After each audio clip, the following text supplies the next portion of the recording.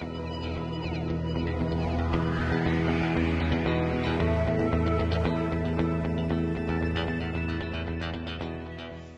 bonjour à tous et bienvenue donc pour une présentation sur les aides financières 2020 en copropriété. Donc l'idée de la présentation, c'est que vous ayez un aperçu en fait de l'ensemble des aides financières mobilisables sur des parties communes et donc à l'échelle de la copropriété, même si on pourra aborder des cas particuliers de travaux en lien avec des projets communs, mais sur des parties privatives. Voilà, je vous propose qu'on démarre. Alors, je lance la présentation. Donc, on va démarrer. Avant de commencer et de rentrer vraiment dans le vif du sujet des aides financières, on comptait vous faire une petite présentation de l'ALEC, vous repréciser nos principales missions, ce que l'on est, à quoi on sert, qu'est-ce que c'est que cette agence locale de l'énergie et du climat. On fait partie donc d'un service public national de la rénovation énergétique qui est dénommé FAIRE pour faciliter, accompagner, informer pour la rénovation énergétique. Le réseau FAIRE, vous voyez peut-être en ce moment des publicités qui passent à la télévision sur le réseau FAIRE. Ce réseau a vocation à référencer en fait l'intégralité des structures, souvent associatives, qui donnent des conseils gratuits et qui accompagnent en matière de rénovation énergétique. Et elle fait également le référencement des professionnels qui vont pouvoir vous accompagner pour vos travaux, réaliser les travaux chez vous et qui seront référencés sous le sigle RGE, reconnu garant de l'environnement. On en reparlera un petit peu après parce que c'est un critère d'éligibilité aux aides financières. Donc nous, on est situé sur le territoire de Paris-Ouest-La Défense. En fait, on est le guichet local de la rénovation énergétique pour les 11 communes du territoire de Paris-Ouest-La Défense. Donc parmi nos financeurs, bien entendu, il y a Paris-Ouest-La Défense, mais il y a également la région Île-de-France, la métropole du Grand Paris et l'ADEME qui nous soutiennent financièrement. Donc on est principalement financé par des fonds publics, ce qui fait de notre activité une organisation de service public, comme je le précisais en introduction. Voilà, on est situé à La Garenne-Colombes. Vous voyez là les images de nos locaux. Notre idée, c'est de nous positionner comme un tiers de confiance pour les copropriétés, c'est-à-dire que nous, on vient sans avoir quelque chose à vendre et sans avoir une orientation vers une énergie ou vers une technique, une technologie plutôt qu'une autre. Nous, notre objectif, c'est de vous aider à vous orienter vers des opérations de rénovation énergétique pour réduire vos consommations. Pour cela, on va vous apporter des conseils qui seront toujours gratuits, personnalisés et réalisés de manière indépendante, de manière à ce que vous puissiez avoir toutes les réponses à vos questions en matière de projets de rénovation énergétique, quels que soient les projets que vous pouvez avoir en tête pour votre copropriété. Nous allons également réaliser des actions collectives de mobilisation de copropriétaires, d'information en pied d'immeuble. Voilà, on peut imaginer beaucoup de manières de faire, participation à des AG, etc. L'idée étant d'être avec vous pour informer, rassurer les copropriétaires par rapport à votre projet. Et plus largement, voilà, par rapport à vos projets de rénovation, on va être dans l'idée de vous proposer un accompagnement dans la durée, un accompagnement assez poussé parce qu'il va intervenir à toutes les étapes d'un projet de rénovation. En effet, quand on regarde un projet de rénovation, on va partir d'une phase d'audit, d'état des lieux en général, où on va regarder voilà, quelle est la situation actuelle du bâtiment, son état, son niveau de consommation, la qualité de ses équipements, etc. Puis après, on va étudier la faisabilité des travaux et construire un projet de travaux de manière assez élaborée. L'idée étant que vous arriviez depuis un champ des possibles assez important de travaux à réaliser que l'on identifie au stade audit à avoir quelque chose de beaucoup plus fin et précis qui va vraiment répondre à vos attentes en phase en phase projet, de construire votre projet de travaux. Et puis après, vous avez la réalisation des travaux en eux-mêmes et une fois les travaux réalisés, l'entretien, la maintenance et puis les usages. Nous, comment est-ce qu'on se positionne par rapport à ce fil théorique de déroulement d'un projet? On va venir déjà en amont pour vous aider à mobiliser les copropriétaires en vous donnant de l'information et des conseils comme je le disais juste avant. On va venir également en aval pour vous sensibiliser sur les usages. Vous avez réalisé vos travaux, hein, donc l'idée c'est de savoir comment bien utiliser les nouveaux équipements, comment faire en sorte que vous ayez effectivement les économies d'énergie escomptées. Mais on va venir également à plusieurs étapes de votre projet pour vous aider à sélectionner les prestataires, à rédiger des cahiers des charges, pour vous aider à identifier quels sont vos besoins et quelle réponse il va falloir vous apporter pour répondre au mieux à vos attentes. Et puis, plus généralement, tout au long du projet, à chaque fois que vous avez une question d'ordre technique ou financière, nous sommes à votre disposition pour y répondre. Pour cela, on utilise une plateforme que plusieurs d'entre vous connaissent déjà, qui est la plateforme web Coach CoPro, qui a été créée par l'Agence parisienne du climat, qui est aussi membre du réseau FAIR, et qui a vocation à, en plus d'être une plateforme web qui vous donne un centre de ressources et beaucoup de documentation, elle a vocation également à faciliter les liens avec nous. On peut y intégrer l'ensemble des échanges que l'on a, que ce soit sous forme téléphonique, mail ou par rendez-vous, etc. Nous, on met systématiquement ces informations-là sur la plateforme. Elle a également la possibilité de permettre un lien avec les professionnels du bâtiment, avec un annuaire des professionnels. Et donc là, quand je parle de professionnels, je parle des professionnels au sens large, c'est-à-dire que vous avez à la fois les entreprises qui réalisent les travaux, mais également les architectes, bureaux d'études ou cabinets d'ingénierie financière qui sont susceptibles de vous accompagner lors de votre projet. Donc, pour vous inscrire gratuitement sur cette plateforme, vous avez une adresse internet qui s'affiche en bas, pold.coachcopro.com. Voilà, ce qu'on demande, c'est que les copropriétés qu'on accompagne soient référencées sur cette plateforme parce qu'elles nous permettent pour nous de bien suivre l'ensemble de notre portefeuille de copropriétés. Et pour conclure cette introduction, je voulais juste vous dire qu'on a aussi la possibilité d'apporter conseils, informations, accompagnement au syndic. Donc, vous pouvez transmettre ces informations à vos syndics s'ils sont intéressés. L'idée étant que voilà, on vienne aussi pour faciliter les choses pour eux, parce que notre but, comme je l'ai dit en introduction, hein, c'est que des projets de rénovation énergétique puissent se mener à bien. Et pour cela, c'est effectivement plus simple si le syndic y trouve aussi son compte et peut être également accompagné sur ces sujets, parce qu'on est effectivement sur des projets qui sont souvent très, très complexes.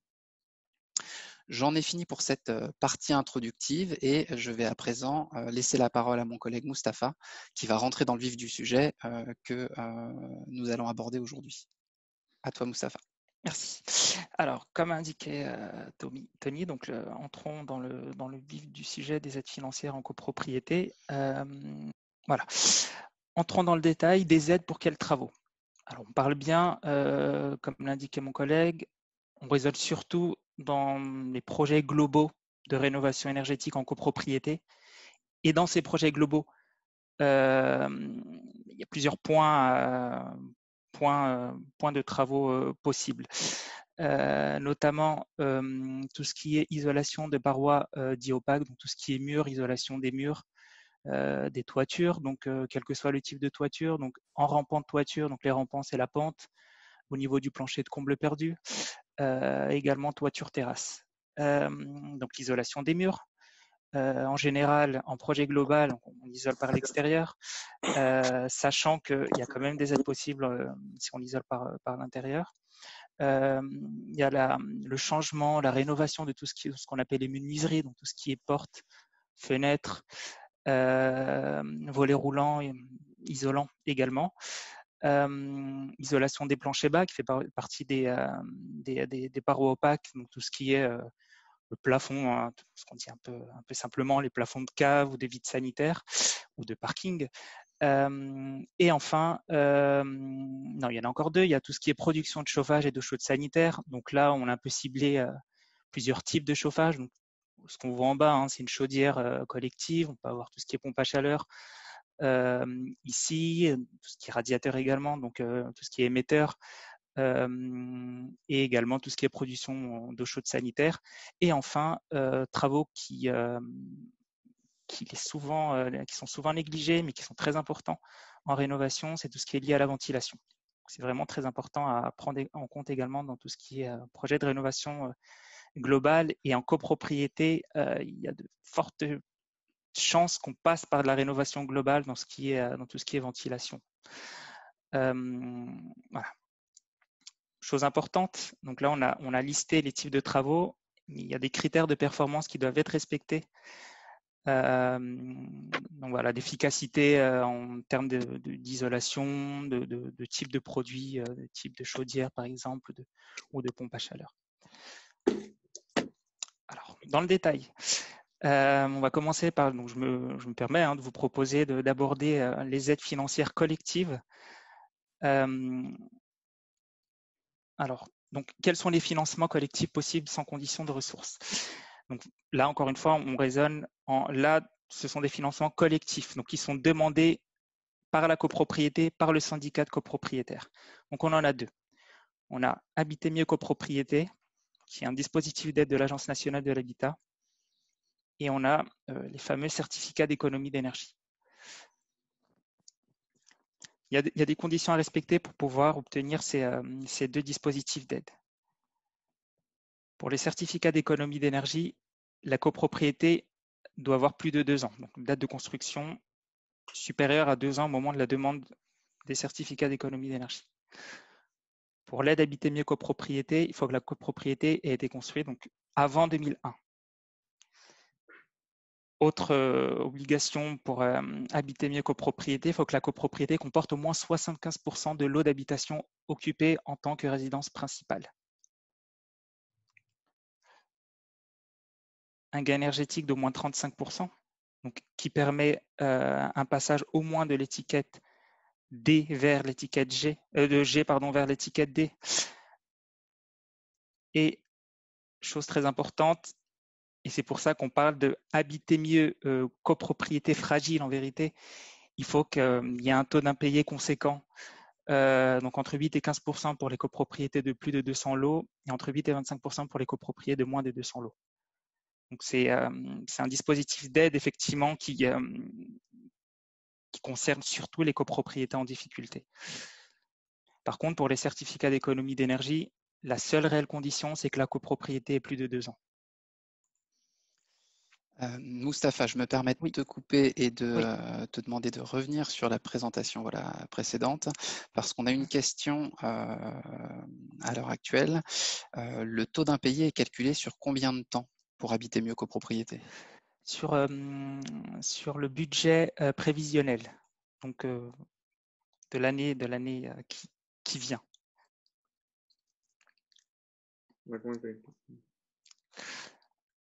Alors, le niveau de l'aide. Pour Habiter mieux copropriété fragile, le montant va jusqu'à 25% du montant total des travaux hors taxes. Encore une fois, les travaux, ce sont les travaux éligibles, donc les travaux d'amélioration énergétique qu'on a listés précédemment. Le montant étant plafonné à 5 250 € par logement. En plus de ça, il y a une aide complémentaire qui va jusqu'à 180 € par logement. Et ça, c'est pour le financement d'une mission d'assistance à maîtrise d'ouvrage qui est nécessaire notamment pour ce genre de projet. Il est nécessaire de se faire accompagner notamment d'un point de vue du montage des dossiers, du dossier de demande de subvention auprès de l'Agence nationale de l'habitat. Concernant les certificats... Je reviens t'embêter. Pareil, on est toujours sur Habiter mieux copropriété, donc je me permets de te couper avant que tu passes sur l'aide suivante. Deuxième question sur ce sujet-là, comment est-ce qu'on estime ce qui ne va pas être payé? Donc, dans le cadre de, je pense toujours dans l'estimation du taux d'impayé, comment on l'estime finalement ce taux d'impayé sur un budget prévisionnel? C'est surtout par rapport aux exercices précédents. Le budget prévisionnel prend en compte les impayés, le trou dans le budget de la copropriété, et un rapport entre l'année précédente ou les années précédentes et le budget prévisionnel. Je ne sais pas si c'est clair comme réponse. Et en effet, voilà, l'idée, c'est qu'effectivement, c'est au moment de faire votre budget prévisionnel, en fait, vous le regardez avec l'historique que vous avez sur votre copropriété. Et si habituellement, vous avez effectivement des taux d'impayés à peu près au même niveau depuis, je ne sais pas, 2-3 ans, assez naturellement, vous allez répercuter ce taux d'impayé-là sur le budget prévisionnel. C'est un peu le même principe que pour les autres dépenses. Après, je pense que si vous faites un montant qui est très différent sur votre budget prévisionnel des Oui, budgets réalisés, il faudra être capable de le justifier oui, auprès de l'ANA. oui, clairement. Alors, par rapport au certificat d'économie d'énergie. Alors, le dispositif de certificat d'économie d'énergie, c'est un dispositif qui permet de bénéficier de primes énergie par ce qu'on appelle les entreprises obligées. Donc, les entreprises obligées, ce sont des entreprises qui produisent tout ce qui est source d'énergie. Ça peut être du fuel, ça peut être de l'essence. Donc, c'est pour ça qu'on retrouve souvent Total, Engie, Eni, etc. Et à qui le gouvernement demande de contribuer à l'effort d'amélioration énergétique de tiers, quel qu'il soit. Ça peut être des particuliers, donc dans ce cas-là des copropriétés, des entreprises, des collectivités. Et ce montant de prime est valorisé en fonction d'un coefficient lié aux économies d'énergie qu'on obtient suite à la réalisation des travaux. Donc on parle de mégawattheure. Donc mégawattheure, c'est la quantité d'énergie. QMAC, c'est-à-dire évité. Et donc actuellement, vous pouvez le voir sur ce tableau, sur ce graphique, on a une sorte de cotation, je dirais, des certificats d'économie d'énergie. Et donc là, on est dans une période un peu haussière où vous avez le mégawattheure du certificat d'économie d'énergie qui est chiffré à 8,24 €. Donc en gros, pour résumer, plus les travaux permettent un gain énergétique important et plus la prime énergie sera importante. Et en même temps, cette prime énergie sera plus importante en fonction de la situation de la cotation du certificat d'économie d'énergie. Donc là, entre mars, avril et mai, et surtout février, mars, avril, mai, donc on est sur une période un peu haussière. Je me permets de préciser sur ce point que effectivement, plus les travaux engendrent des économies d'énergie importantes, plus l'aide est importante. Mais l'estimation du montant des économies d'énergie sur les travaux se fait de manière standardisée. Et donc, en fait, on n'évalue pas en réel vos économies d'énergie dans le cadre des certificats d'économie d'énergie. On a des calculs qui sont très simples à faire, qui sont souvent dépendants de la localisation géographique, de la surface, du logement, du nombre de logements. Ce sont des choses comme ça que l'on va regarder qui vont nous permettre de faire un calcul tout à fait standardisé et banalisé, ce qui permet d'évaluer une quantité d'économie d'énergie par type de projet. Donc on n'est quand même pas sur des économies réelles, faut pas penser ça. Et tout à fait comme une remarque est faite à l'heure actuelle, on parle avec les certificats d'économie d'énergie d'un montant en mégawattheure ou en kilowattheure QMAC pour cumuler, actualiser, parce qu'on cumule effectivement les économies d'énergie sur la durée de vie de l'équipement. Donc c'est pareil, on standardise la durée de vie d'un équipement. On va prendre par exemple 20 ans pour une chaudière, des choses comme ça, et actualiser parce qu'on prend en compte l'évolution en fait du nombre de mégawattheures en fonction de l'évolution du rendement estimé des équipements, etc. Je te relaisse la parole. Donc, on vient de voir la partie aide globale, pour rappel, habiter mieux, copropriété, entre parenthèses fragiles, et les certificats d'économie d'énergie. Donc passons maintenant, je vous propose de passer à la partie aide financière individuelle sous conditions de ressources. Avant de découvrir tout ça, encore une fois, alors, ce sont des aides effectivement qu'on demande à titre individuel, mais qui correspondent le plus souvent à un projet global. C'est-à-dire, par exemple, si votre copropriété envisage une rénovation, donc une isolation des murs par l'extérieur dans votre projet, donc là, chacun à titre individuel, en fonction de sa situation, peut demander telle ou telle aide selon son éligibilité. Alors, en termes de possibilités d'aide, Vous avez la première, et c'est effectivement la plus importante, donc c'est Habiter mieux, sérénité, donc c'est une aide de l'Agence nationale de l'habitat, et MaPrimeRénov'. Donc les deux sont des dispositifs de l'Agence nationale de l'habitat. Vous avez également sur nos territoires l'aide du Conseil départemental des Hauts-de-Seine, les aides des caisses de retraite, le crédit d'impôt. Information importante, il y a la fin du crédit d'impôt après le 31 décembre 2020. Donc on est toute fin, hein, il reste 6 mois de possibilités pour le crédit d'impôt transition énergétique. Et les certificats d'économie d'énergie pour les travaux effectués en privatif. On a précisé privatif pour ne pas donner l'impression qu'on peut cumuler les certificats d'économie d'énergie demandés par le syndicat des copropriétaires, donc par la copropriété, et les certificats d'économie d'énergie pour les mêmes travaux demandés à titre individuel. Voilà, c'est vraiment pour les travaux privatifs, comme si par exemple vous changez vos fenêtres à titre individuel, vos fenêtres ou votre chaudière individuelle si vous avez une chaudière individuelle par exemple. Alors, quelle est la compatibilité entre ces différentes aides? Habiter mieux, MaPrimeRénov' et le crédit d'impôt transition énergétique ne sont pas cumulables et c'est la grosse évolution au 1er janvier 2020, c'est que c'est l'un ou l'autre. Ce qui n'était pas le cas auparavant. Donc c'est soit Habiter mieux, soit MaPrimeRénov', soit le crédit d'impôt transition énergétique. Par contre, quelle que soit l'aide, donc Habiter mieux, MaPrimeRénov' ou crédit d'impôt, et encore une fois, c'est en fonction de vos revenus, ce qu'on va voir juste après, il est possible par contre de cumuler ces aides-là, donc Habiter mieux, MaPrimeRénov' et le crédit d'impôt, avec les aides du Conseil départemental des Hauts-de-Seine, des caisses de retraite et les certificats d'économie d'énergie pour les travaux privatifs. Chose importante, Habiter mieux, sérénité et crédit d'impôt et certificats d'économie d'énergie ne sont pas cumulables sur des mêmes travaux. Donc là, on parle surtout de travaux individuels. Par exemple, si vous changez votre chaudière individuelle et que vous avez le droit aux aides de l'ANA Habiter mieux, sérénité, l'ANA va vous demander, de toute façon, vous allez au moment du montage de dossier signer un document qui indique que vous leur versez donc à l'Agence nationale de l'habitat les certificats d'économie d'énergie générés par les travaux. C'est la raison pour laquelle on met bien qu'Habiter mieux, sérénité pour les travaux individuels et certificats d'économie d'énergie ne sont pas cumulables. Les plafonds de ressources. Donc, comme vous pouvez le voir, on a essayé de résumer en un tableau les plafonds de ressources pour les aides Habiter mieux et MaPrimeRénov'. Ce sont les mêmes plafonds.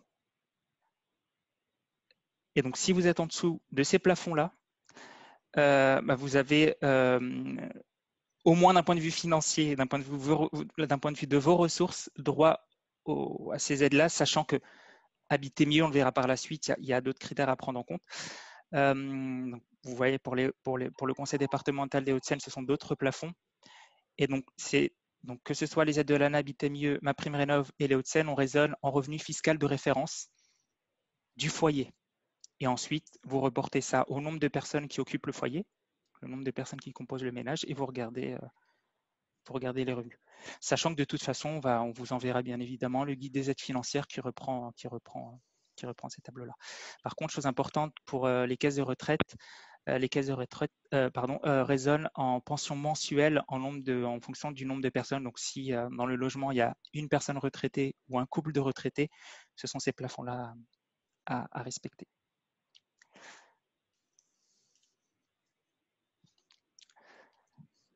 Donc là, ce sont les plafonds de ressources concernant le crédit d'impôt transition énergétique. Donc, ce que je disais précédemment, c'est que la grosse évolution du 1er janvier 2020, c'est que le crédit d'impôt est conditionné pour la plupart des travaux par des revenus, par les ressources du foyer. Sachant que la petite différence, donc je fais un petit retour, c'est que, vous voyez, on raisonne en nombre de personnes composant le ménage pour ces aides-là. Par contre, ici, on raisonne sur le nombre de parts fiscales. Voilà. Chose importante, question légitime, si vous êtes au-dessus des plafonds, avez-vous le droit à des aides? Donc, si vous êtes au-dessus des plafonds, vous avez le droit à du crédit d'impôt, effectivement, sachant encore une fois que le 31 décembre 2020, il n'y a plus de crédit d'impôt, uniquement pour l'isolation des murs et toitures. Hormis les planchers de combles, si la copropriété a des combles perdus et que vous isolez le plancher. Là, par contre, il n'y a pas de crédit d'impôt. Par contre, Typiquement, si vous avez un projet d'isolation thermique par l'extérieur, donc des murs par l'extérieur ou même de la toiture terrasse, tout le monde peut, tous les copropriétaires peuvent au moins bénéficier du crédit d'impôt, même s'il y a d'autres conditions qu'on va voir juste après. Donc, ces fameuses conditions d'obtention. Donc, en plus des conditions, donc des tableaux, donc des conditions de ressources, vous avez ces conditions également à respecter pour l'obtention des aides. La résidence principale. Donc, ça doit être le cas. Donc, Habiter mieux, MaPrimeRénov', le Conseil départemental des Hauts-de-Seine, donc caisse retraite et crédit d'impôt, transition énergétique, demande à ce que ce soit la résidence principale de votre résidence principale ou une résidence principale, en tout cas pas une résidence secondaire. Habiter mieux, MaPrimeRénov', le Conseil départemental des Hauts-de-Seine et le crédit d'impôt, c'est exclusivement pour les propriétaires occupants. Donc, si vous êtes propriétaire occupant, là, vous êtes concerné par Habiter mieux, MaPrimeRénov', Hauts-de-Seine, le Conseil départemental des Hauts-de-Seine et le crédit d'impôt. Par contre, les locataires, donc une personne retraitée qui est locataire, peut demander l'aide des caisses de retraite, si elle y a le droit d'un point de vue des revenus, bien sûr. Habiter mieux, donc l'Agence nationale de l'habitat, via son dispositif Habiter mieux, exige que le logement ait plus de 15 ans. Le crédit d'impôt et MaPrimeRénov' exigent que le logement ait plus de 2 ans. L'ANA vérifie avant l'obtention des aides qu'il n'y a pas eu de prêt à taux zéro. Donc, c'est le prêt à taux zéro, ce n'est pas l'éco-prêt à taux zéro, c'est le prêt à taux zéro accession.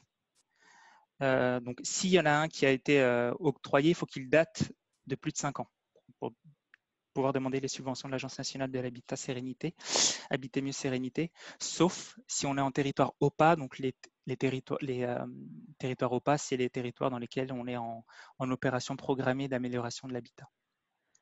Retraité du régime général, donc ça, c'est l'exigence des caisses de retraite. Donc sans APA et sans toutes ces allocations, notamment allocations VEVAGE. Et enfin, l'ANA, donc pour son dispositif d'aide Habiter mieux Sérénité, exige un gain énergétique d'au moins 25%. Alors vous le voyez dans le tableau et ça me permet de confirmer, enfin de répondre à une question aussi sur cet aspect. Donc là, pour toutes les aides qui sont présentées et qui sont des aides sous condition de revenus, les seuls statuts de propriété qui peuvent en bénéficier, ce sont les propriétaires occupants et les locataires. Les propriétaires bailleurs ne sont pas éligibles à ces aides. On va avoir les certificats d'économie d'énergie et ça, on va le présenter dans une troisième partie de la présentation qui permettront à des propriétaires bailleurs de bénéficier d'aides financières ainsi que un dispositif aussi d'habiter mieux mais spécifique par rapport pour les propriétaires bailleurs.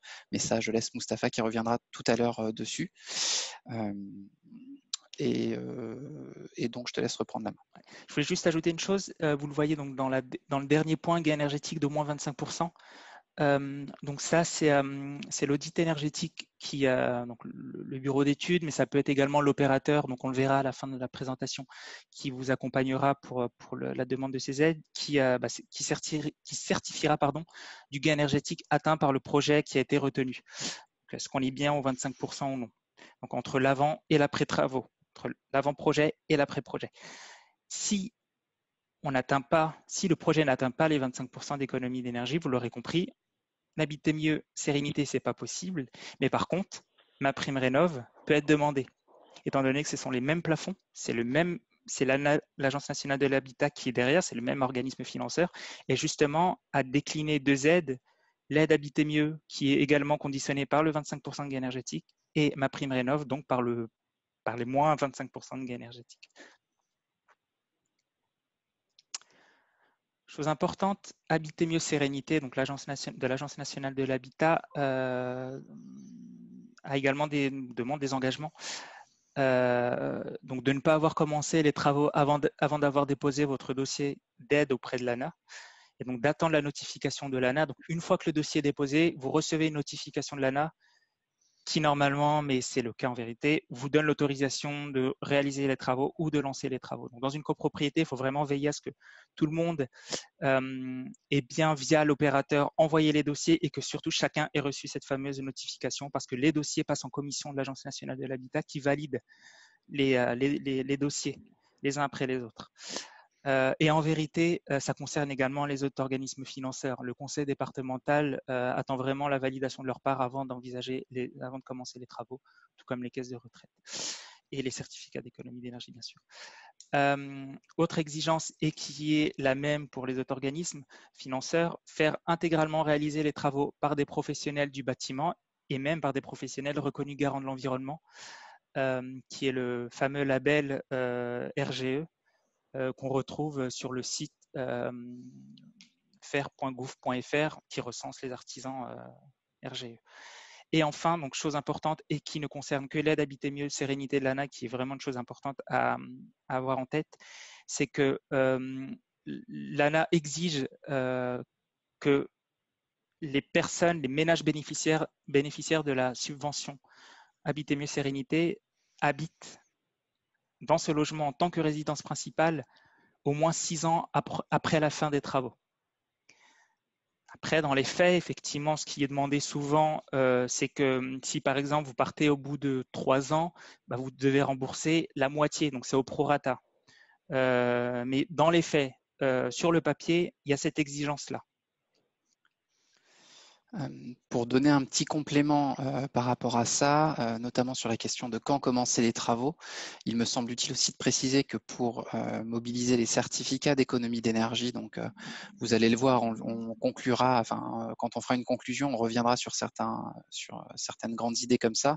Certificats d'économie d'énergie, ce sont les aides en gros qui sont mobilisables par tout projet avec le moins de difficultés, je dirais entre guillemets. Mais il y a un aspect qui est important à avoir en tête, c'est que pour les mobiliser, il faut faire les démarches avant de signer même les devis. Il ne faut pas qu'il y ait un devis de signé avant que vous ayez sollicité ces aides-là. Donc les niveaux d'aide. Donc les voici. Donc je vais vous proposer de balayer les différents financements. Donc pour le niveau de l'aide Habiter Mieux Sérénité, quels que soient les travaux éligibles, au minimum, donc le montant minimum, c'est bien sûr en fonction des plafonds, en fonction des ressources. Donc, si vous êtes au-dessus du plafond supérieur, donc l'aide est de 43%, plafonnée à 8 600 € d'aide. Et donc les 43%, bien sûr, c'est sur le montant de travaux, donc votre quote-part, la quote-part du copropriétaire éligible hors taxe. Et le montant maximal, donc encore une fois en fonction des revenus, peut aller jusqu'à 60% plafonné à 12 000 € d'aide. Par rapport, concernant l'aide MaPrimeRénov', donc la toute nouvelle du 1er janvier 2020, ce sont des montants forfaitaires. Donc pour les travaux d'isolation, donc c'est un montant forfaitaire.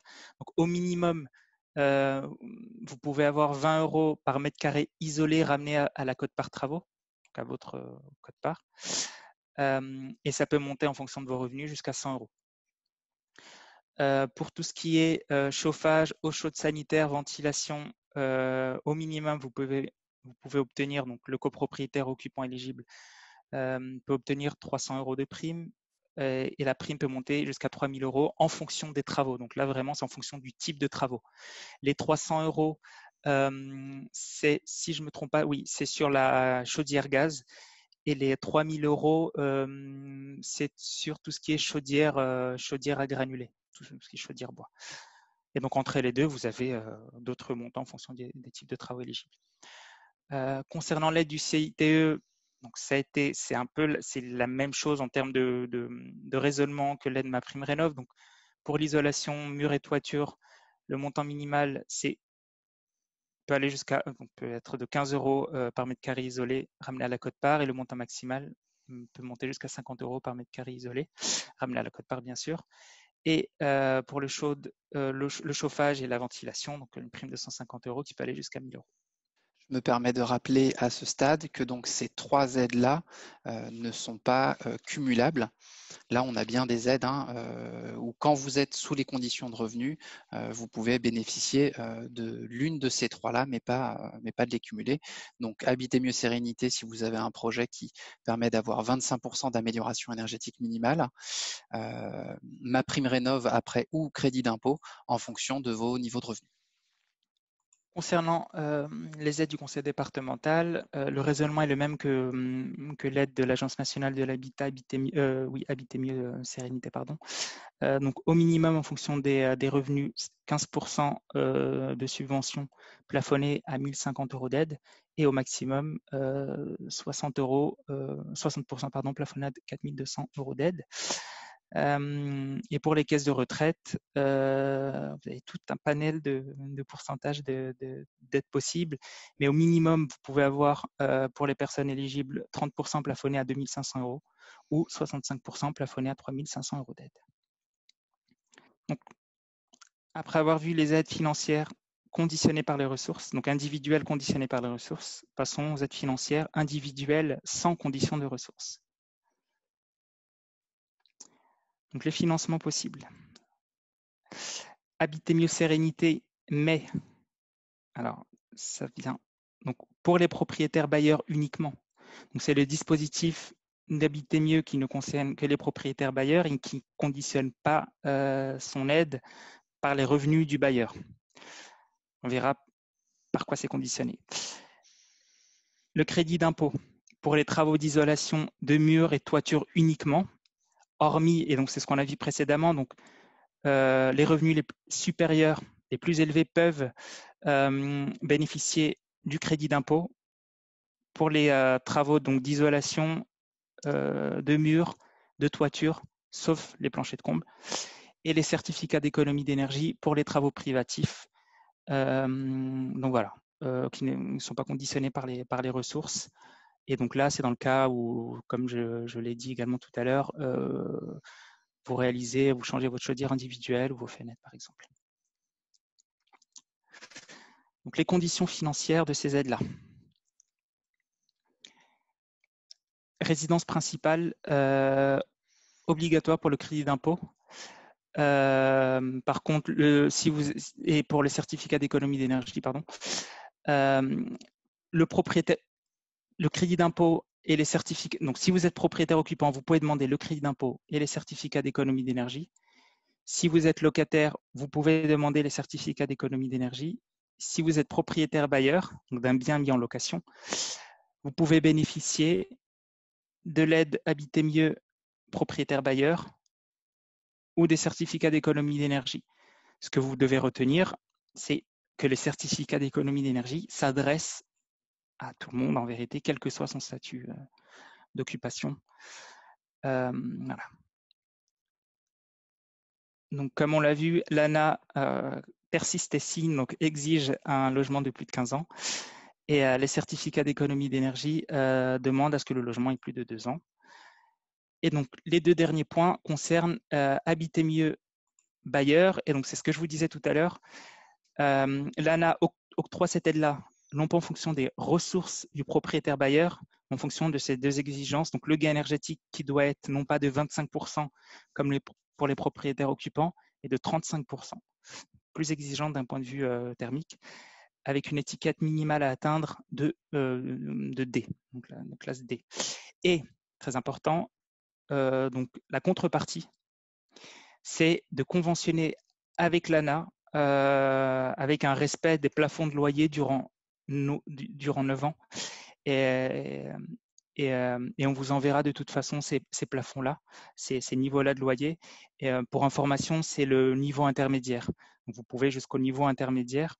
Et donc, vous devez, pour résumer, l'ANA demande à ce que vous louez à un locataire dont les revenus respectent un plafond, mais également que le loyer de votre logement que vous proposez soit en dessous d'un certain plafond et donc dont le niveau maximal correspond au niveau de loyer de logement intermédiaire.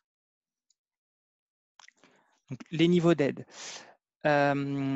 donc l'aide d'habiter mieux, donc de l'ANA Habiter mieux Sérénité pour les propriétaires bailleurs est de 25%, quels que soient les travaux, donc tout groupé, sachant quand même que c'est un montant plafonné à 750 € hors taxe,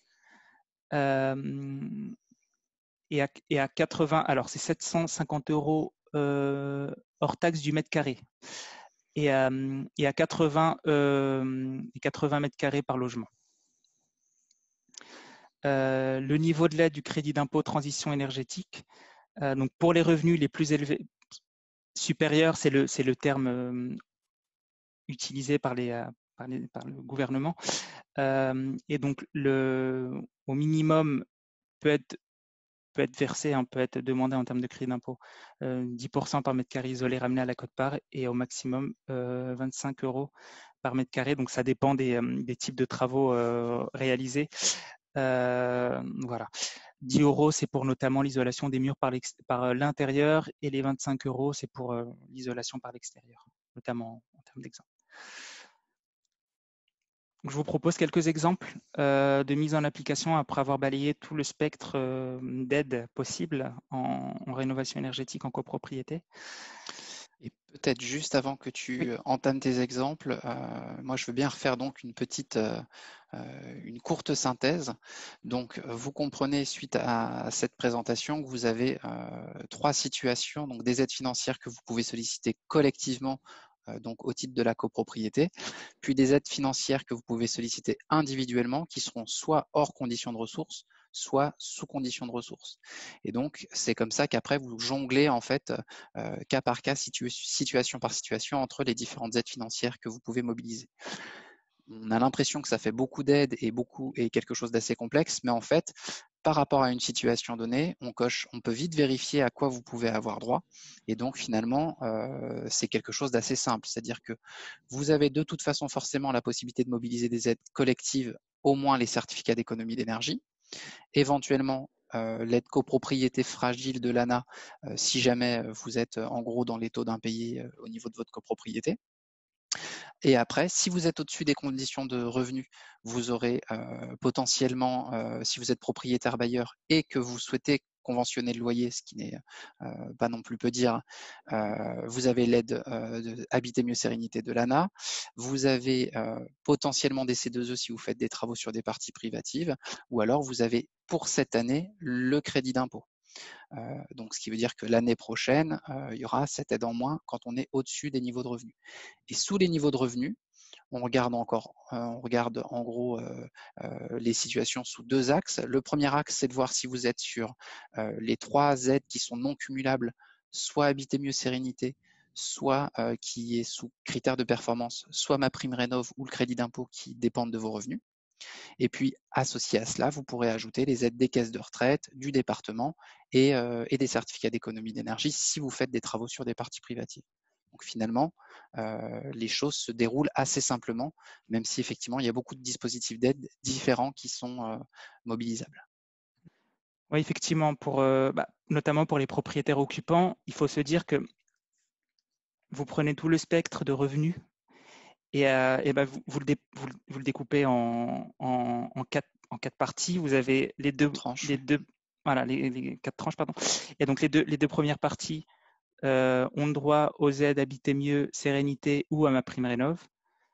Les revenus du milieu ont droit au crédit d'impôt, et les revenus supérieurs ont le droit au crédit d'impôt uniquement pour l'isolation des murs et de la toiture, auxquels s'additionnent en fonction des ressources l'aide du conseil départemental, l'aide des caisses de retraite, et pour comme l'a dit Tony, donc pour les travaux globaux, les certificats d'économie d'énergie sont demandés à l'échelle de la copropriété. C'est vraiment simple en termes de balisage et de possibilités d'aide. Donc justement, je vous propose quelques exemples. Donc le premier exemple, donc la situation de la copropriété. Donc partons du principe qu'on est dans une copropriété de 10 logements avec des tantièmes similaires entre les copropriétés, avec une chaudière au gaz, une chaudière collective. Donc avec pour projet de travaux l'isolation des murs par l'extérieur, Il y a donc 1800 mètres carrés de surface à isoler, sachant que les travaux sont réalisés par un artisan RGE, avec le respect des critères de performance. Dans ce projet-là, on est donc à un gain énergétique supérieur ou égal à 25%, donc qui en principe ouvre en partie droit à l'aide Habiter Mieux Sérénité, avec un coût des travaux de 100 000 € hors taxe. Première chose, certificats d'économie d'énergie qui peuvent être demandés à l'échelle globale. Donc, pour ce genre de travaux, on a fait quelques calculs. Et je ne vous cache pas, c'est surtout fourchette haute, parce qu'on s'est basé sur les données officielles émises, donc des certificats d'économie d'énergie. Mais dans les faits, dans les essais, dans les tests qu'on a fait, c'est toujours moins que ce montant-là. Mais soyons idéalistes, je dirais. Donc dans les calculs qu'on a fait, cette copropriété, pour obtenir à l'instant T 56 000 € de certificat d'économie d'énergie pour les travaux d'isolation donc de ces murs, donc sur une surface de 1800 mètres carrés, prenant en compte le fait qu'on est dans un mode de chauffage type combustible, donc une chaudière au gaz. Donc, en plus de ça, donc en plus de ces certificats d'économie d'énergie, dans ce projet, prenons le cas d'une famille de 4 personnes avec un revenu fiscal de référence du foyer de 45 000 €. Donc la quote-part isolation donc, est de 10 000 € hors taxe. Et en plus de ça, ils en profitent pour la pose de 5 fenêtres privatives double vitrage pour un montant de 9 000 €. Donc dans ce cas, ils peuvent demander Habiter Mieux Sérénité. Et je dirais que c'est même malin parce qu'ils profitent du gain énergétique atteint par l'isolation des murs, donc le seuil des 25%, pour y ajouter un projet de travaux, donc les fenêtres, qui, s'ils avaient été envisagés seuls, n'auraient jamais, à 99% des cas, n'auraient jamais permis d'atteindre ce gain énergétique. Donc, ils en profitent pour faire ces travaux-là et pour bénéficier des subventions de l'Agence nationale de l'habitat. Donc, dans ce cas-là, ils peuvent bénéficier de 8 250 € de subventions de l'Agence nationale de l'habitat. Donc voilà, ils sont pour information au plafond de 35% sur le hors taxe, auquel s'ajoute une prime supplémentaire de 10% plafonnée à 1 600 € d'aide, qui donne ce montant. En plus de ça, ils peuvent demander les aides du Conseil départemental des Hauts-de-Seine, donc ils sont dans le plafond dit intermédiaire et plafonné à 1 050 € d'aide, donc 15% plafonné à 1 050 € d'aide, donc qui est atteint pour ce projet-là. Voilà pour le premier cas. Second cas, donc on est dans une famille de 3 personnes avec un revenu fiscal de référence du foyer donc de 80 000 €. La quote-part donc des travaux d'isolation donc est la même pour ce foyer également, donc de 10 000 €. Et chose importante, et vous allez comprendre pourquoi je l'ai indiqué, donc ils n'ont jamais demandé de CITE, en tout cas pas depuis le 1er janvier 2016, donc de crédit d'impôt transition énergétique. Donc dans ce cas-là, ils ont le droit, donc typiquement, là on est dans le cas d'un foyer, d'une famille qui est au niveau dit revenu supérieur, donc qui en principe n'a pas le droit au crédit d'impôt transition énergétique, hormis pour les travaux d'isolation des toitures, sauf plancher de comble, et des murs, donc isolation des murs. Et donc dans ce cas-là, ils peuvent bénéficier du crédit d'impôt transition énergétique, donc qui est de 25 € le mètre carré ramené à la quote-part. Et donc dans ce cas-là, ils peuvent monter jusqu'à 4 500 €. Voilà. Et donc pourquoi j'ai indiqué qu'il n'y a pas de demandé de CITE, parce que vous avez un montant de dépenses éligibles en termes de crédit d'impôt. Et donc, vous avez un montant qui est plafonné sur cette période de 5 ans, donc le 1er janvier 2016 jusqu'au 31 décembre, qui est de 4 800 €, si je ne me trompe pas, c'est ça, pour un couple. Et donc là, ils atteignent pas le plafond. Prenons le cas numéro 3, donc toujours pour le premier exemple de la copropriété qui isole les murs par l'extérieur. Donc une personne seule retraitée avec un revenu fiscal de référence de 15 000 € et une quote-part isolation de 10 000 €. Donc, dans ce cas-là, cette personne a le droit à l'aide ANA Habiter Mieux Sérénité en fonction de ses revenus et donc du gain énergétique supérieur à 25% qui est atteint, donc, qui lui permet d'obtenir 7 000 €. Donc là, cette personne, elle est au niveau du plafond le plus bas en termes de ressources et donc de l'aide la plus importante d'Habiter Mieux Sérénité, qui est de 50%.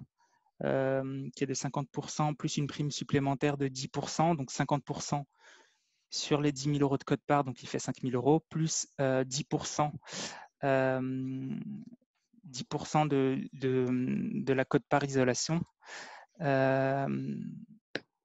Ouais, et donc, il fait 6 000 €, pas 7 000 €, mais qui fait 6 000 €. Petite coquille.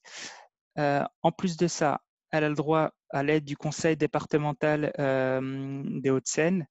Donc là, elle est au niveau du plafond dit modeste, donc il a le droit à 30% du montant de travaux, mais le plafond, il est de 2 100 €, donc elle obtient ce plafond-là. Et là, cette personne a le droit au plafond de 37%, plafonné à 2 500 € d'aide, donc qui est atteint également facilement. Si vous faites le calcul, même en prenant les 6 000 € d'Habiter Mieux Sérénité, vous verrez qu'on dépasse la quote-part. Donc dans ce cas-là, bien évidemment, il y aura un écrêtement qui sera fait par l'opérateur pour éviter de dépasser les 100% de subvention. Je vous propose un second exemple. Donc d'une copropriété, restons simples, donc de 10 logements, avec les tantièmes similaires entre les copropriétaires qui se chauffent également au gaz, chaudière collective au gaz. Donc là, dans ce cas-là, le projet de travaux, c'est de remplacer cette vieille chaudière gaz par une chaudière collective gaz à condensation et en profiter pour poser la ventilation collective hygroréglable, qui est une bonne idée de la part de la copropriété. Les travaux sont réalisés par un artisan RGE avec le respect des critères de performance, donc les critères techniques. Par contre, le gain énergétique de 25% n'est pas atteint et le coût des travaux est de 60 000 € hors taxe.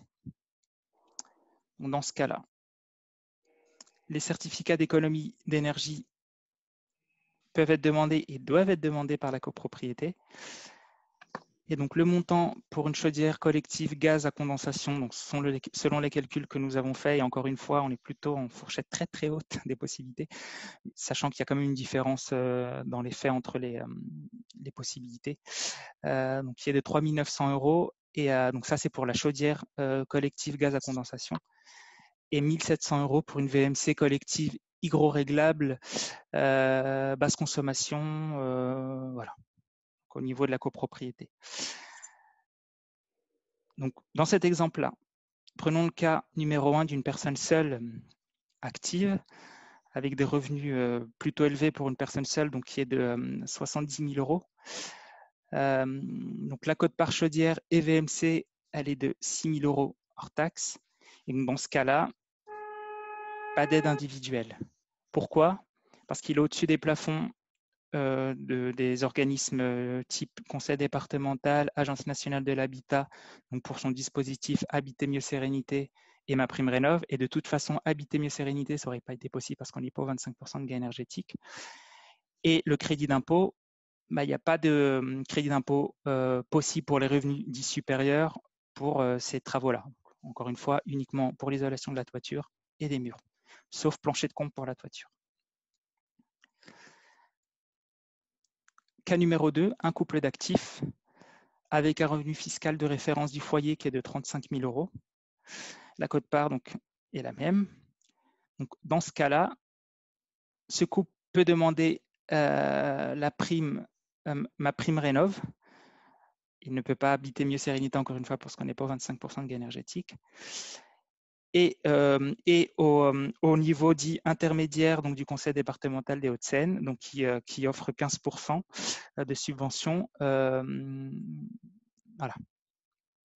Concernant la procédure d'obtention des aides, Donc, après avoir vu, comme vous les exemples, donc comment ça se passe concrètement si vous êtes dans un projet de rénovation énergétique et que vous avez des copropriétaires qui sont a priori éligibles, ou alors que vous voulez demander les certificats d'économie d'énergie au niveau de la copropriété. Donc en termes de procédure, voilà, je vous propose donc de balayer en fonction des possibilités d'aide, donc les procédures. Pour l'aide de l'ANA Habiter Mieux, que ce soit pour les propriétaires occupants ou pour les propriétaires bailleurs. Donc la demande doit être faite sur le site internet dédié donc de l'Agence nationale de l'habitat, mais dédié à cette aide-là, c'est monprojetana.gouv.fr, sur lequel vous devez vous inscrire à titre individuel. L'accompagnement se fait par un opérateur, obligatoirement. Donc vous en avez plusieurs qui sont présents sur notre territoire, sachant que cette demande-là doit être faite à titre individuel. Bien qu'on soit dans un projet de rénovation globale, cette aide-là est individuelle. Donc, la demande doit être faite à titre individuel. Concernant… Oui. Par contre, juste pour compléter ce que tu viens de dire, par contre, alors par rapport à votre projet donc sur la copropriété, on est quand même sur un projet commun. Il y a par contre la possibilité de choisir un opérateur unique pour l'ensemble du projet et qui va après gérer les demandes individuellement pour chaque copropriétaire éligible, mais qui fera en fait le même calcul d'atteinte des 25%, de vérification de l'atteinte des 25%, et qui va donc un petit peu standardiser entre guillemets son accompagnement, sachant qu'il regardera de toute façon les situations individuelles de chaque copropriétaire éligible. Mais le plus simple, ça sera quand même d'avoir une vision avec un fonctionnement également collectif. Il y aura 2 niveaux, effectivement la demande qui est faite à titre individuel, mais l'opérateur qui aura un regard collectif sur le projet. Concernant ma prime rénov de l'Agence nationale de l'habitat, donc là, il y a également un site dédié qui a été créé, donc qui est en ligne, hein, qui est assez récent, donc depuis début 2020. Donc c'est maprimerenov.gouv.fr, sur lequel vous faites votre demande. Et là, par contre, cette aide-là était vraiment pensée pour être demandée sans opérateur, à titre individuel, mais réellement individuel. Par contre, il y a quand même la possibilité de faire la demande par un mandataire. Donc, ce mandataire-là, ça peut être en vérité un voisin, ça peut être une entreprise, ça peut même être l'opérateur. Mais dans la très grande majorité des cas, la demande est faite à titre individuel sur ce site-là, avec les pièces qui sont demandées directement via ce site-là et voilà, de manière plus simple et plus rapide. L'aide Habiter Mieux copropriété fragile passe également par mon projet ana.gouv.fr. Et donc, cette aide-là, donc on a mis syndic et opérateur parce que, en principe, cette aide-là, étant donné que c'est une aide globale, donc à l'échelle de la copropriété, donc le montage des dossiers est fait plutôt par le syndic, et cette aide-là doit être demandée et montée par un opérateur. Et c'est la raison pour laquelle vous avez également cette subvention qu'on a vue, qui est de 180 € maximum par logement, pour financer cette mission d'assistance à maîtrise d'ouvrage faite par l'opérateur. Donc là, la demande est collective dans ce cas-là. Pour l'aide du conseil départemental des Hauts-de-Seine, la demande doit être faite auprès de l'opérateur. Il y en a 2, Solia ou Urbanis. Donc Solia, c'est l'opérateur qui a été retenu par le conseil départemental des Hauts-de-Seine pour faire le montage des dossiers. Par contre, dans un territoire OPA, donc, dans lequel il y a une opération programmée d'amélioration de l'habitat ou un PIG, donc un plan d'intérêt général, il y a également la possibilité de passer par l'opérateur Urbanis. Si vous êtes dans un territoire sur lequel il n'y a aucune de ces 2 types d'opérations, là par contre, il y a un seul opérateur, c'est Solia. Et donc l'accompagnement-là, cet accompagnement donc pour cette aide-là doit être fait donc auprès de l'un de ces deux opérateurs, sachant que c'est une demande qui doit être individuelle. Et comme l'indiquait Tony, et comme l'aide donc, de l'ANA Habiter Mieux, c'est une aide effectivement qui est demandée à titre individuel, mais étant donné que c'est un projet collectif, il y a quand même une validation du projet technique.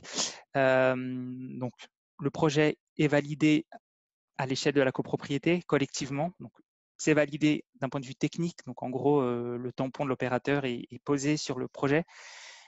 Mais effectivement, dès lors que c'est le cas et c'est validé par les techniciens et les architectes de ces opérateurs-là, là, la demande se fait à travers l'opérateur à titre individuel et vous passez par le même opérateur qui souvent peut venir sur place ou où il y a une campagne d'affichage qui est faite, par exemple dans les parties communes pour inviter à envoyer les pièces justificatives pour les montages de dossiers individuels.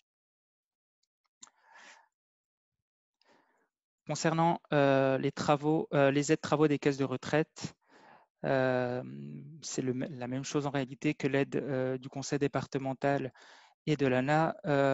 C'est une aide qui est faite, qui est accompagnée par un opérateur, qui est validée d'un point de vue technique pour les travaux globaux par l'opérateur, mais l'aide est individuelle et elle est versée à titre individuel en fonction de la situation de chacun.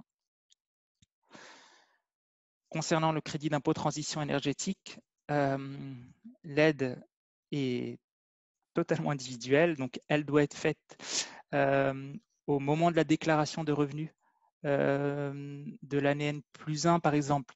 Tout simplement, si les travaux sont réalisés cette année, par exemple, donc vous devez déclarer les revenus, les travaux qui correspondent, le montant de travaux qui correspondent aux travaux qui ont été réalisés cette année au moment de la déclaration de l'année du printemps prochain, tout simplement. Et donc ensuite, le calcul est fait par le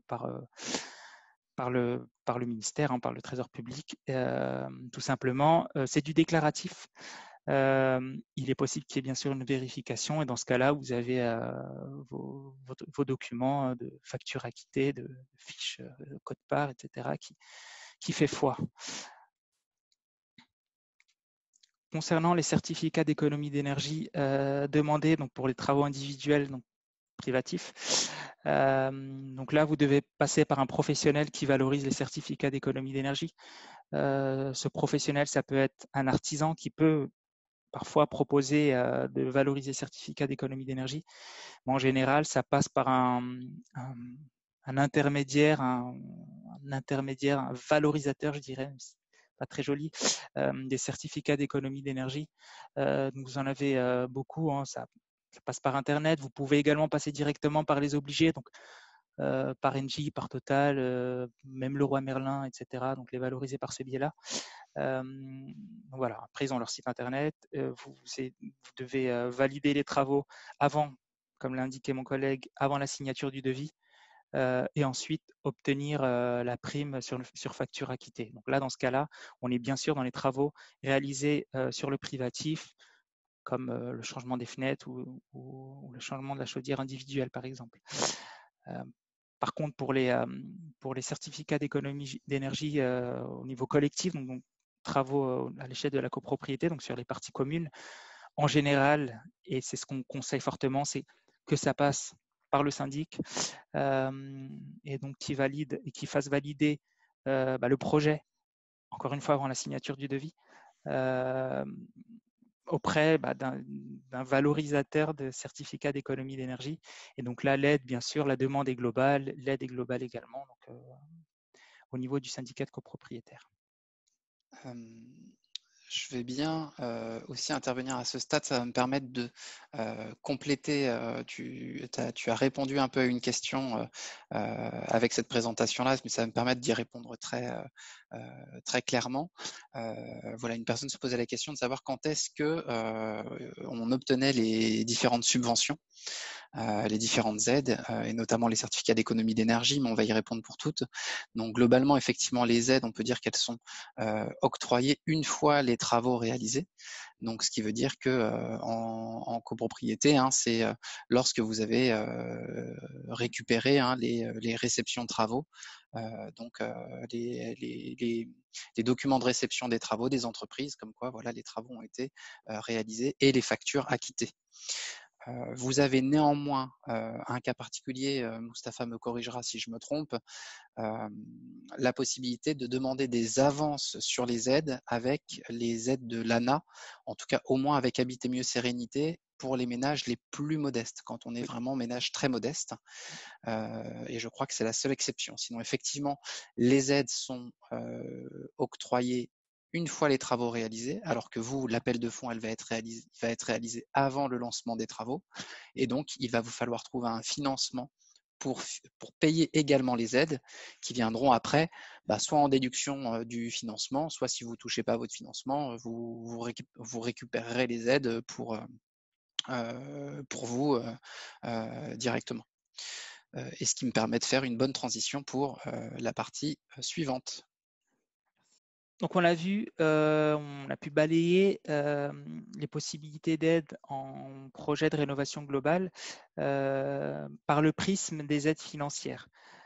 Ce que je vous propose à travers ce petit graphique, c'est de voir également qu'au-delà de cette solution, de cette possibilité de subvention, c'est de voir également un peu plus loin, au moins moyen ou à long terme, en comparant les charges liées à l'énergie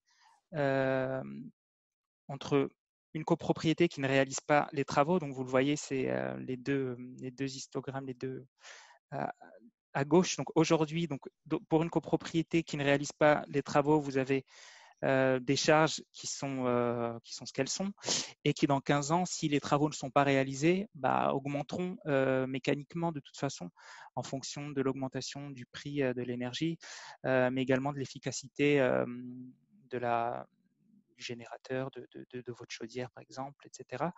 Et donc si vous raisonnez en travaux, donc avec les travaux qui sont réalisés, donc dans le cas aujourd'hui, vous allez certes vous retrouver avec d'un point de vue financier, des appels de fonds donc liés notamment au remboursement du prêt, si un prêt a été demandé, auquel s'ajouteraient des charges moindres, mais certes, ce sera un peu supérieur à l'instant T. Mais si vous anticipez un peu plus tard, au moins à moyen terme, une fois que le prêt est remboursé, soit parce que au bout de 15 ans, il n'y a plus de prêt, ou alors entre-temps, vous avez pu bénéficier d'aides, donc des subventions auxquelles vous aviez le droit, vous allez vous retrouver avec une copropriété bien plus efficace d'un point de vue de la consommation énergétique, donc avec des charges bien moins importantes, donc avec les travaux réalisés. Et sans même parler de la valorisation du bien, parce que les travaux auront été réalisés dans une copropriété avec une étiquette énergétique bien plus intéressante et plus attirante également. Voilà, donc c'est également à prendre en compte dans votre réflexion. Et donc voilà, pour compléter ce sujet-là, ça me permet justement de répondre aussi à une question autour de l'éco-prêt à taux zéro, sur cette question du financement. En copropriété, vous avez la possibilité pour les travaux d'amélioration énergétique de bénéficier d'un éco-prêt à taux zéro, et vous pouvez le solliciter effectivement soit à titre collectif, soit à titre individuel. Et en fait, cette projection-là, effectivement, elle vous présente l'intérêt de mettre en place des financements collectifs lorsque vous faites des travaux d'amélioration énergétique conséquents, en tout cas sur la copropriété, parce que dès que le prêt est pris collectivement, il est plus simple pour chaque copropriétaire de pouvoir en bénéficier. Pour toute quote-part inférieure à 21 500 €, il y a nettement moins de vérifications et de justificatifs à fournir pour les copropriétaires sur des prêts collectifs. Et donc, vous avez la possibilité justement de bénéficier de cette économie, où dans un premier temps, quand vous faites les travaux et que vous avez effectivement le remboursement de prêt, vous êtes peu ou prou sur les mêmes montants, on va dire, par rapport aux charges que vous aviez avant. Mais dans un second temps, une fois que vous avez pu répercuter éventuellement les aides financières sur votre financement, ou bien une fois que vous avez complètement remboursé le financement, là vous voyez le gain énergétique et donc la baisse en termes économiques conséquentes. Dans le cadre de cette présentation, on a vraiment fait un focus sur les aides financières, vous l'avez compris. On n'a pas réellement abordé l'aspect du financement et donc des possibilités d'avoir des financements à titre collectif en copropriété. Ça pourra faire l'objet d'un prochain webinaire. On pourra vous proposer, si vous le souhaitez, un sujet spécifique justement sur les modes de financement collectif en copropriété dans le cadre de projets de rénovation énergétique. Là, le sujet du jour, et il était déjà conséquent, était vraiment de nous axer sur les aides financières en tant que telles. Mais c'est vrai qu'il nous semblait important de vous présenter cette slide pour vous montrer que c'est intéressant de savoir quelles aides on peut mobiliser effectivement, mais dans la projection, quand on est dans un projet de rénovation énergétique, il faut vraiment voir comment on le finance, ce projet-là. Et donc, on regarde, voilà, on parle des mensualités et de l'impact lié au financement. Il nous reste deux questions auxquelles on n'a pas répondu. Donc du coup, une question sur le crédit d'impôt que je cite.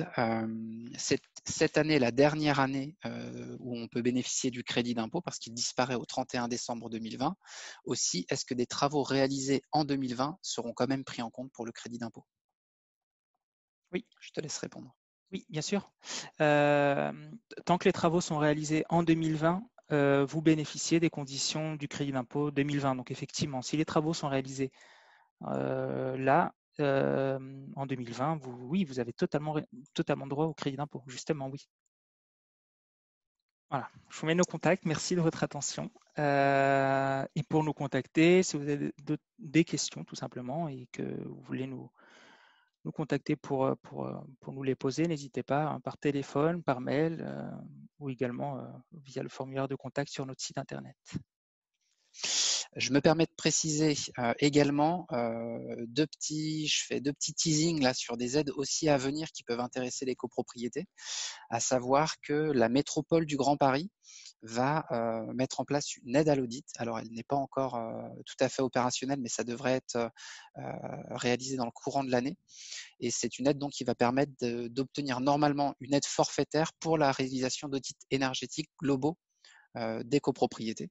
Donc voilà, si vous êtes en étape d'état des lieux de la copropriété en phase audit, n'hésitez pas à revenir vers nous, et nous en fait on liste les copropriétés qui seraient susceptibles de bénéficier de cette aide à l'audit pour faire le lien avec la métropole du Grand Paris le plus rapidement possible. Le territoire de Paris-Ouest La Défense réfléchit à la mise en place d'une aide pour la réalisation de travaux d'amélioration énergétique.